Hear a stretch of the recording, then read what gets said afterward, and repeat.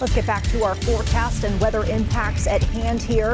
Of course, we are keeping a very strong focus on Milton, and it is getting closer and closer, we see, Brittany, to that Florida coastline. Yeah, it looks like Sarasota in that area is still kind of in the beeline, the trajectory of the center of circulation, Vanessa. But of course, as you know, and many folks know, as we talked about it so many times, the center of circulation does not mean the impacts. These folks have been getting rain, tornadoes all day long. But the actual eye wall, once it moves in, it's the eye wall that has the strongest winds. And that's why folks are so concerned about this. 9 o'clock to me still looks like the most likely time frame that this storm would be making landfall here.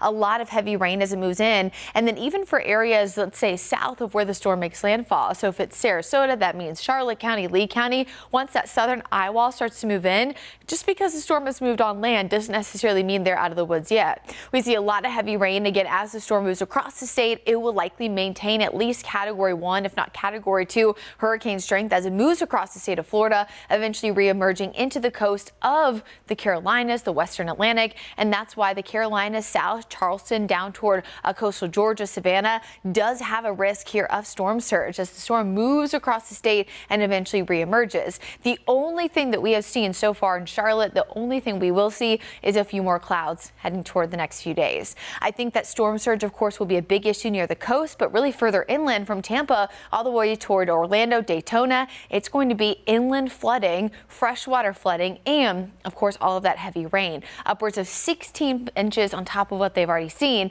And actually, a lot of these areas saw rain already days in advance, similar to what we had during Helene just about 2 weeks ago.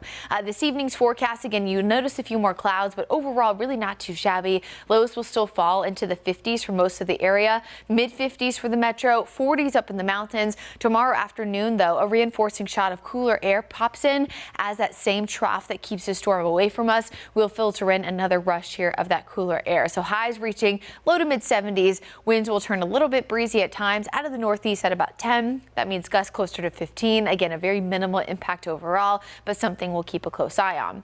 Here's your Guy Roofing 7-day forecast. We see 50s overnight with more clouds. Eventually sunshine will return tomorrow afternoon. Coolest mornings of the next week come Friday and Saturday. Again, with this reinforcing shot of cooler air, often day 2, day 3 are some of the coolest. That's why we have those chillier mornings Friday and Saturday. Sunshine eventually returns in the afternoons. We could even get back into the 80s on Sunday as the Rover 400 and Bank of America will be lit up, of course, for the Panthers taking on the Falcons. And then another cool down comes heading into next week. We could even see some high temperatures only reaching the mid to upper 60s.